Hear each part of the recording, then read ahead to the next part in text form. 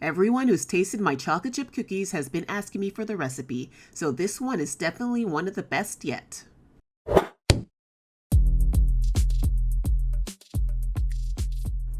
You'll need brown sugar, which adds some depth and moisture, as well as granulated sugar, butter, chocolate chips, 1 large egg, baking soda, salt, vanilla extract, and all-purpose flour. Melting the butter gives your cookie a bit more of a chewy texture rather than a cakey one, plus it speeds up getting those delicious cookies in your belly. If you want to add extra flavor, you could brown the butter on the stove a little bit longer than I did to add a toasted nutty element. Because the butter is melted, it mixes with your other ingredients a lot easier. Add it to the sugars and stir for a few minutes until everything is incorporated.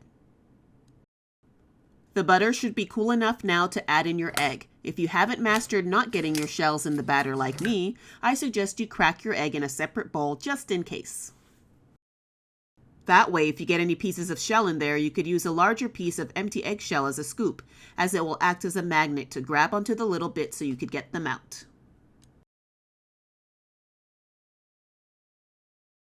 Mix in your egg until the batter is smooth, and don't forget about the vanilla. Now you could add in your flour, your baking soda, and your salt. You could gently whisk the dry ingredients in a separate bowl beforehand, or you could carefully incorporate them on the surface of the flour like I did here. Technically, this is a 1-bowl chocolate chip cookie recipe, but because I'm shooting this lovely recipe video for you all, I have to load up my dishwasher. Use a spatula to mix all your ingredients together.